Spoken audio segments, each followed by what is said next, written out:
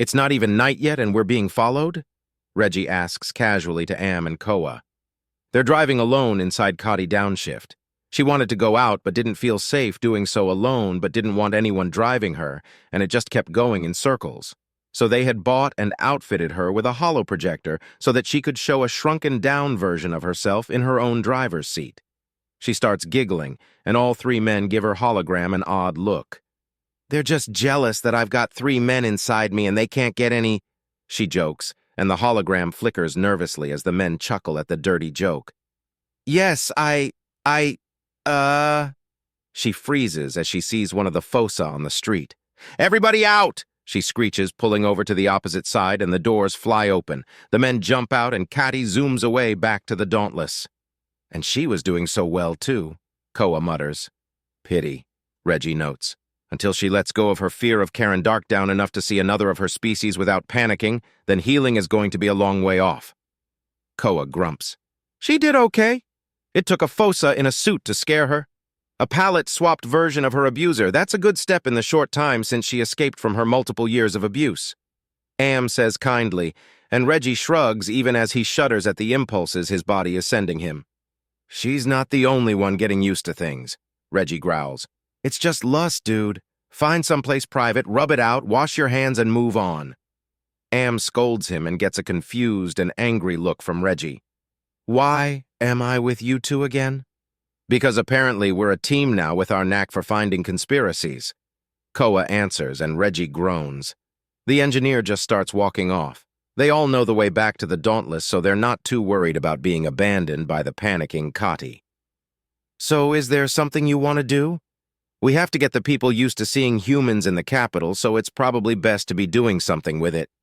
Am asks as he pulls out a book. He knows what he wants to do, but the average bookstore doesn't like random people walking in, pulling a book off the shelf and just reading it there without even buying it. Reggie begins glancing back and seeing the book, reminding him of the one he borrowed and is still carrying. Why don't we just find a park and hang out or something? He remarks, and Koa shrugs.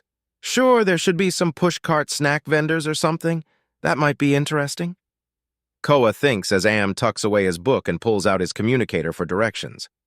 About half an hour later, and all three of them are under a tree whose leaves shape into natural spirals. Apparently, they collect the wind and build momentum to be partially buried in the ground where a new tree can sprout. It's interesting and fairly artistic. Koa's already got a sample being preserved by a bit of plastic that had once held a thing on a stick he'd bought.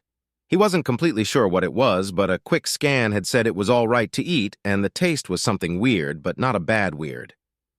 What is that thing? Reggie asks in confusion. Half a fried squid bat? I don't know. Tasty, though. What was it called?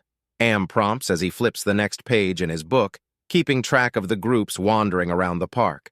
Most, if not all of them, spend at least some time staring at them. Oil-seared binet half on a stick.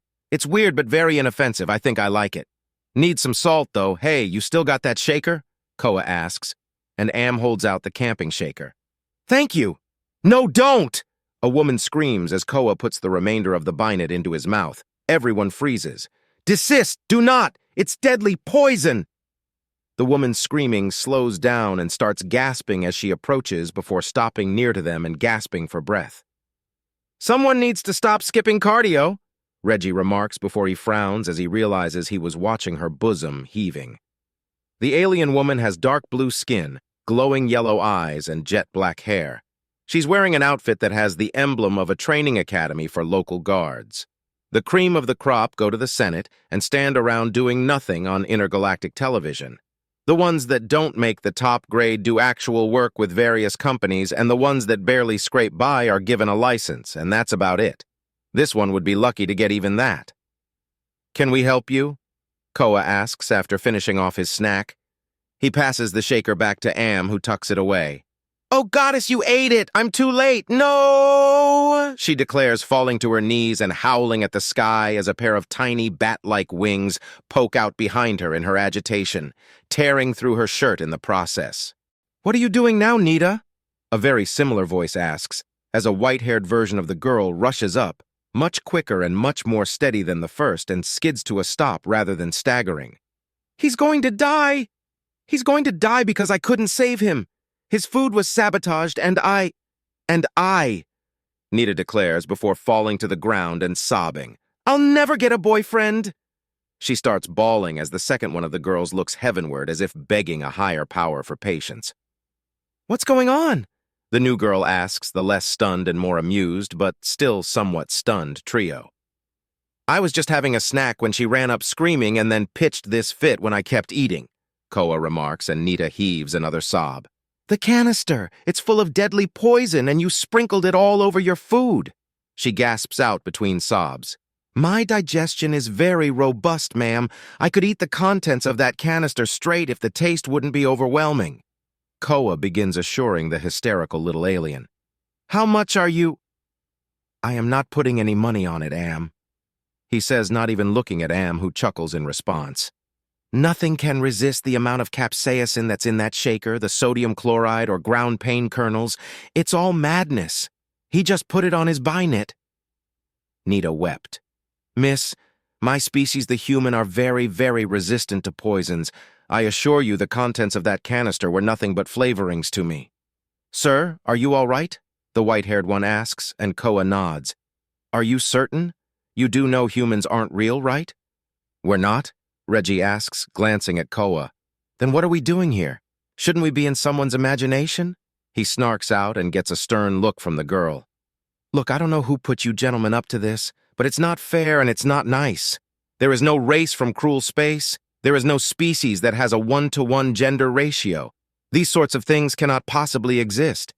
Null is not only dangerous to all life, but all things. It makes axiom dissolve or detonate, and axiom is within all things. Therefore, nothing can exist within that giant evil cloud of null. We're awfully solid for race that doesn't exist, Reggie notes to Am's amusement. Yes, stir the shit. Let the snark flow through you, he adds in a mildly raspy voice. Shut up.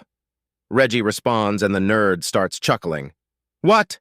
She asks as her inconsolable friend and possibly family member grabs onto her leg to keep up the exaggerated weeping. Koa is very aware of the large crowd that's gathered to watch the drama. Am has already tucked his book away and is considering how exactly to get them out of the crowd, turns on them for some reason. Pop culture reference? Koa waves it off even as he glances around. There's a few more food vendors taking wonderful advantage of the gathering crowd to the drama, which includes some things he hasn't tried yet. But no doubt things would get odder if he were to get up and buy some himself. A pity. I've never heard it before. It's part of our pop culture. But seeing as how you don't even believe in humans, though how the hell that's possible is beyond me, it's no wonder you haven't seen it, Koa remarks before looking around. Great. Your little sister? Yes, my sister, she says as Nita's bawling finally trails away to sniffling. Her little drama queen act has cut me off from more snacks, rather. The wind shifts as he speaks, picking up and carrying the scent that had previously lightly blowing away from the girls right into them. Rude. Oh boy, here we go. The stories of what's about to happen have been told long and often by any of the boys in the EFL. Oh, you're in season? The still-standing sister demands in shock as Nita looks up towards Koa with tears in her eyes. You must have someone to live beyond your death. Come here, Nita declares before diving at Koa. Am starts laughing out loud as Koa tries to wrestle the little freak off him with the help of her sister, who puts her into a full Nelson. What are 3 men in the peak of their season doing out in public? You could run into a criminal or a slaver or... Is that common in Centris? Reggie asks incredulously before glancing around the crowd. Sure, a lot of them look downright hungry in ways he's not comfortable with, but they don't look anywhere near aggressive enough to take what they want by force. There you are! A familiar voice coos as Misty the snicked cougar buzzes over the crowd. I had heard you'd been rejuvenated by the healing sleep, but this is astounding, she coos as she saunters up to Reggie, who looks like he's staring down an oncoming train. Hey, is it really him? Shireen asks, forcing her way through the crowd. Oh, wow, it is him, and he has friends, the six-bodied woman exclaims as her larger lower half easily parts the crowd. Aren't we popular? Koa asks Reggie as Am chuckles and gets a dirty look in return. Why don't you attend to your own suitors? They clearly care for you deeply, Koa. Reggie returns as Am devolves into straight-up giggling at this point at the sheer entertainment. Until they stop trying to deny I even exist, I'm not going to consider these two as courting me, Koa says as Am snorts anew after finally getting his giggling under control. Cork it, you. This crowd's going to spit out someone to start hitting on you soon enough. Then we see exactly what kind of madness you attract. Oh, dude, I'm counting on it. Even without our little sideshows, it was going to happen because unlike you idiots, this man's got a plan, Am boasts as he tucks his book away. In fact, they should be here any moment now. Dear God, he does have a plan, Reggie notes as he backs up a little from Misty, who starts looming over him. Now, from what I understand, handsome, you have regained your capacity to perform. I was hoping that you'd be in a mood to test it out some, possibly with a lovely ripe snicked, and maybe her lidress friend as well. Misty purrs down at him. She had clearly been getting ready for this as she looks ready to fall out of her dress with Shireen looking desperately awkward and earnest behind her as a counterpoint. Amadi! A familiar bouncy voice calls out. It's Jenny, the waitress, and what seems to be her entire immediate social circle. You boys have fun with your girls. I'm about to figure out what a rabbit woman considers a small group of friends to get freaky with, he says, getting up. Try not to get in over your heads, bros. What the hell, Am? Reggie demands. What? I want it. She wants to give it. What's the problem? Do you have any idea what? Don't care. Getting some. Am cuts off Koa as he starts walking to the dozen exuberant rabbis women who are bouncing in many different ways to see him.